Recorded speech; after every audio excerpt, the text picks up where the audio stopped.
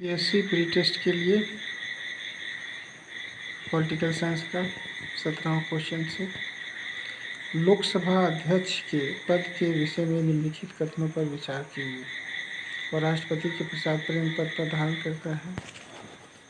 यह आवश्यक नहीं है कि अपने निर्वाचन के समय वह सदन का सदस्य हो, परंतु उसे अपने निर्वाचन के बाद 6 मास के भीतर सदन का सदस्य हो जाना पड़ेगा। यदि वह त्यागपत्र देना चाहे तो वह उसे अपने त्यागपत्र उपाध्यक्ष को संबोधित करना होगा। तो इस तरह से 17 का जो आंसर होता है वो होता है बी, यानी केवल 3 सही है।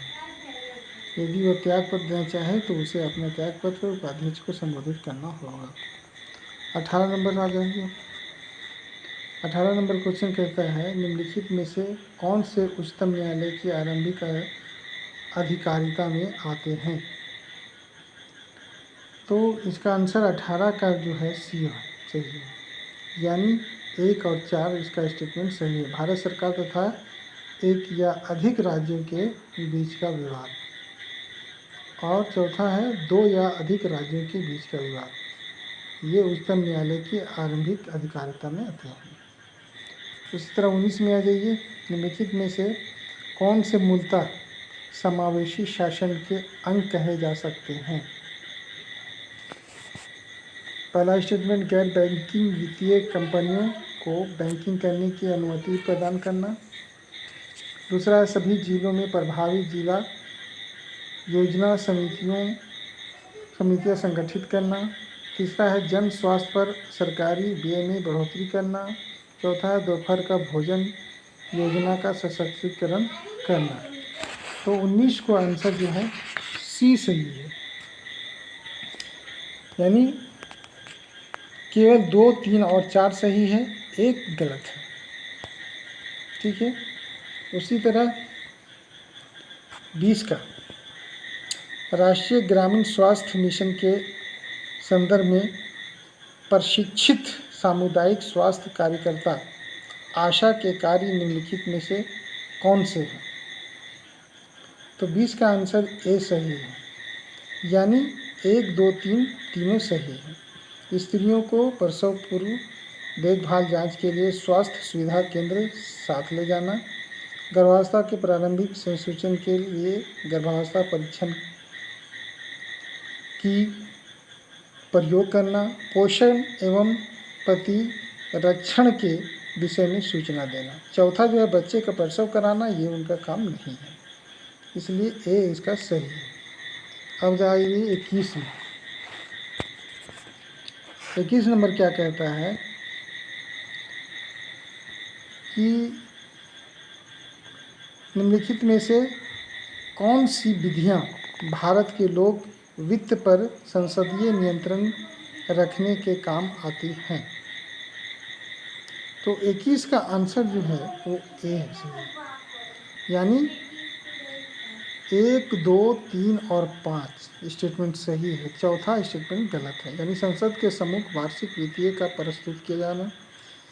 विनियोजन विधेयक के पारित होने के बाद ही भारत की संचित निधि से मुद्रा निकाल पाना।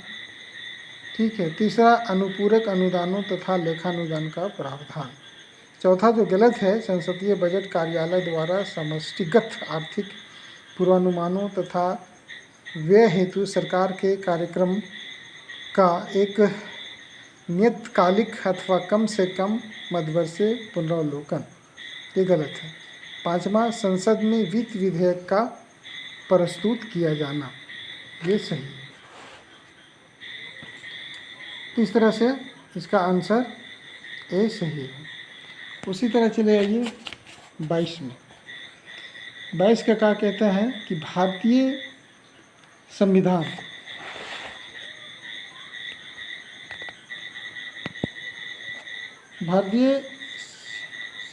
के निम्नलिखित में से कौन से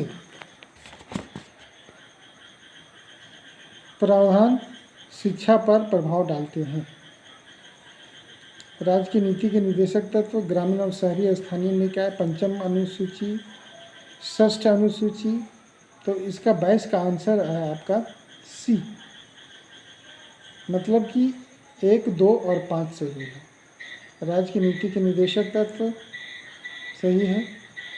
दूसरा, ग्रामीण और शहरी स्थानीय निकाय सही है। और 5वां, ठीक है। उसके बाद नंबर 23 में आ जाइए। नंबर 23 क्या कहता है? लोक निधि के फलोत्पादक और आशयित प्रयोग को सुरक्षित करने के साथ साथ भारत में नियंत्रक महालेखा परीक्षक सीएजी के कार्यकाल का महत्व क्या है? तो 23 का भी आंसर जो है सी है, यानी 2 और 3 सही स्टेटमेंट है और 1 2 गलत है। 1 और 4 गलत है। सीएजी संसद की ओर से राजकोष पर नियंत्रण रखता है तथा जब भारत का राष्ट्रपति राष्ट्रीय वित्तीय आपात घोषित करता है। गलत। सीएजी की मंत्रालय द्वारा कार्यान्वित परियोजनाओं या कार्यक्रमों पर जारी किए गए प्रतिवेदनों पर लोक लेखा समिति विचार विमर्श करती है। दूसरी, सीएजी के प्रतिवेदनों से मिली जानकारियों के आधार पर जांचकर्ता एजेंसियां उन लोगों के विरुद्ध आरोप दाखिल कर सकती हैं जिन्होंने लोक निधि प्रबंधन में कानून का उल्लंघन किया है। सही है। 3 और 4 2 और 3 सही है, जबकि चौथा गलत है। पहला और चौथा गलत। सीएजी को ऐसी निश्चित न्यायिक शक्तियाँ प्राप्त हैं कि सरकारी कंपनियों के लेखा परीक्षा और लेखा जांचते समय वह कानून का उल्लंघन करने वालों पर अभियोग लगा सके। गलत है। 1 और 4 गलत है। नंबर 24 कहता है भारत के प्रधानमंत्री की नियुक्ति के समय, ठीक है, भारत के प्रधानमंत्री के नियुक्ति के समय जरूरी क्या है? तो 24 का जरूरी ये है कि जरूरी नहीं है कि वह संसद के दोनों सदनों में से एक का आवश्यक रूप से सदस्य हो, परंतु उसे 6 माह के अंदर आवश्यक रूप से दोनों में से एक सदन का सदस्य हो जाना चाहिए। इसलिए आंसर सही है और बी सी डी गलत है। उसके बाद आ जाइए 25 में, परिसीमन आयोग के संदर्भ में निम्नलिखित कथनों पर विचार कीजिए। तो 25 का बोलता है सी सही है। सी यानी कि 1 और दोनों स्टेटमेंट सही है। परिसीमन आयोग आदेशों को किसी न्यायालय में चुनौती नहीं दी जा सकती। परिसीमन आयोग आदेश जब लोकसभा अथवा राज्य विधानसभा के सम्मुख रखे जाते हैं तब उन आदेशों में कोई संशोधन नहीं किया जा सकता।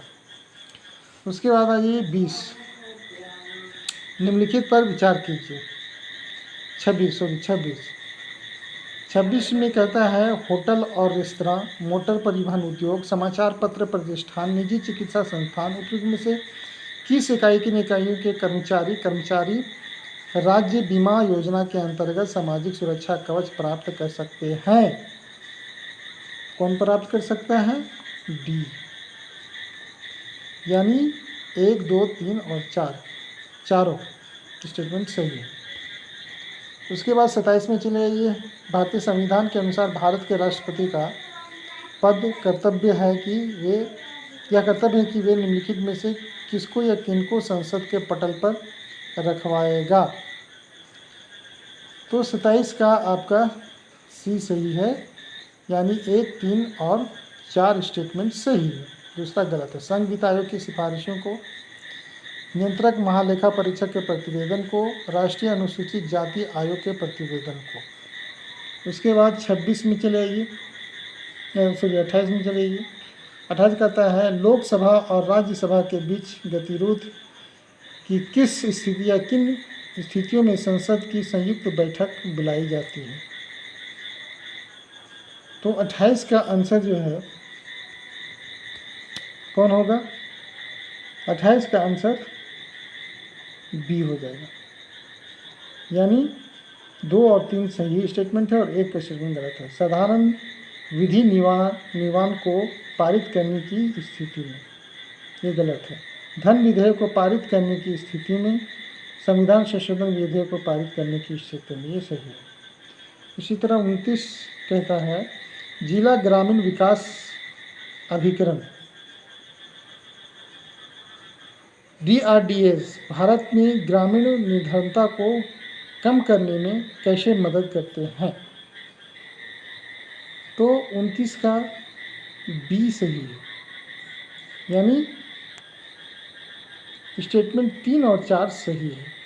यानी DRDA देश के कुछ निर्दिष्ट पिछड़े क्षेत्रों में पंचायती राज संस्थाओं के रूप में कार्य करते हैं, गलत।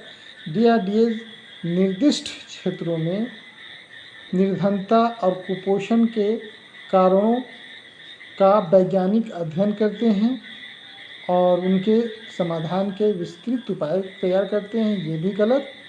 यानी 3 और 4 सही है। DRDA निर्धनता रोधी कार्यक्रमों के प्रभावी कार्यक्रम हेतु अंतर क्षेत्रीय इंटर सेक्टोरल तथा अंतर विभागीय समन्वय और सहयोग सुरक्षित करते हैं। चौथा, DRDA निर्धनता रोधी कार्यक्रमों के लिए मिले कोष पर निगरानी रखते हैं और यह सुनिश्चित करते हैं कि उनका प्रभावी उपयोग हो। उसके बाद 30 में आ जाइए, भारतीय संविधान द्वारा प्रदत्त नागरिकों के मूल कर्तव्यों में निम्नलिखित में से क्या है। तो 30 का आंसर जो है वो C है। C मतलब कि 1, 3 और 4। 1, 3 और 4 क्या कहता है स्टेटमेंट से सुनिए। मिश्रित संस्कृति की समृद्धि, विरासत की रक्षा और वैज्ञानिक मनोदशा और खोज की भावना का विकास और व्यक्तिक और सामूहिक कार्यकलापों के सभी क्षेत्रों में उत्कृष्टता के लिए प्रयत्न। इस तरह से ये 3 स्टेटमेंट सही है, दूसरा वाला जो है वो गलत है। 31 में चले आइए। 31 क्या कहता है। 31 कहता है भारत के उच्चतम न्यायालय की स्वायत्तता की रक्षा हेतु क्या प्रावधान है। तो 31 का आंसर जो है आपका A सही है। यानी स्टेटमेंट 1 और 3 सही है। उच्चतम न्यायालय में के न्यायाधीशों की नियुक्ति करते समय भारत के राष्ट्रपति को भारत के मुख्य न्यायाधीश से विचार विमर्श करना पड़ता है और न्यायाधीशों का वेतन भारत के संचित निधि पर आरोपित होता है, जिस पर विधानमंडल को अपना मत नहीं देना होता है। 1 और 3 स्टेटमेंट सही है। दूसरा, चौथा गलत है। उच्चतम न्यायालय के न्यायाधीशों को केवल भारत के मुख्य न्यायाधीश द्वारा हटाया जा सकता है, गलत। भारत के उच्चतम न्यायालय के अफसरों और कर्मचारियों की सभी नियुक्तियां सरकार द्वारा भारत के मुख्य न्यायाधीश से विचार विमर्श के पश्चात ही की जाती है, ये भी गलत है ना। उसके बाद आइए 32 क्या कहता है। यदि राज्यसभा किसी धन विधेयक में सारभूत संशोधन करता है तो तत्पश्चात क्या होगा। लोकसभा राज्यसभा की अनुशंसाओं को स्वीकार करे या स्वीकार करे, इस विधेयक पर आगे कार्यवाही कर सकती है। ये सही इसका है और बाकी B, C और D स्टेटमेंट गलत है।